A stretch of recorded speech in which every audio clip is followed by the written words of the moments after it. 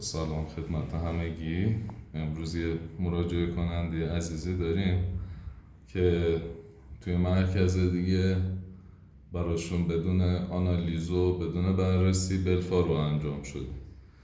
مسئله ای که هست، حالا بلفارو نظری نمیدم در مورد عمل که چجوری عمل شده و اینا، چون فعلا تو مرحله بهبودی هستن. یه هفته بعد از عمله و خب تشریف آوردن اینجا به خاطر عدم دسترسی به جراح خودشون. من براشون فقط بخیار رو خارج کنم.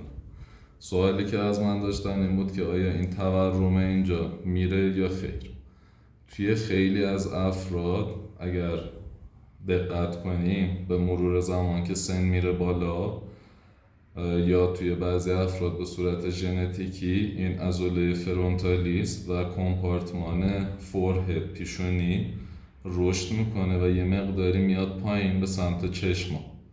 توی این حالت ابرو، پیشونی میان پایین تر، سنگینی میکنن روی چشم و یه حالت چروکی توی پلک ایجاد میکنن. وقتی که ما اینو میخوایم تست کنیم، بعد ابرو رو در نظر بگیریم، فاصلش رو با ریم فوقانی اوربیت.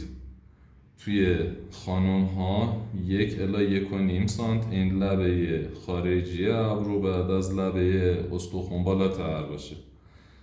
وقتی ما اینو میکشیم بالا و الان ابرویشون رو میاریم تو موقعیتی که درست باید باشه، همونطور که میبینین به خاطر بلفارو که انجام شده پلک کوتاه شده و چشمشون کامل بسته نمیشه و یه مقداری باز میمونه، در حالی که کار بهتر و درست و اصولی برایشون این بود که لیفت پیشونی انجام بشه، هم یه مقداری چین و چروکی که هست برطرف میشد، هم خط روی شما که یکم عقبه رو ما میتونستیم اصلاحش کنیم با این عمل و ابروها رو بیاریم سر جا. این پف که در حقیقت ادامه عضلات پیشونیه میومد تو موقعیت صحیحش، ابرو موقعیتش صحیح میشد و چین چروک پشت پلک هم برطرف میشد.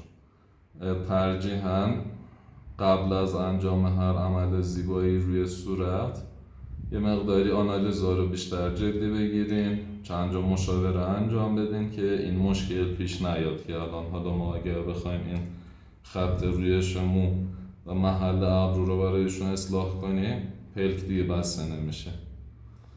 البته میشه درستش کرد، ولی خب یه مقداری زحمت کار بیشتر میشه.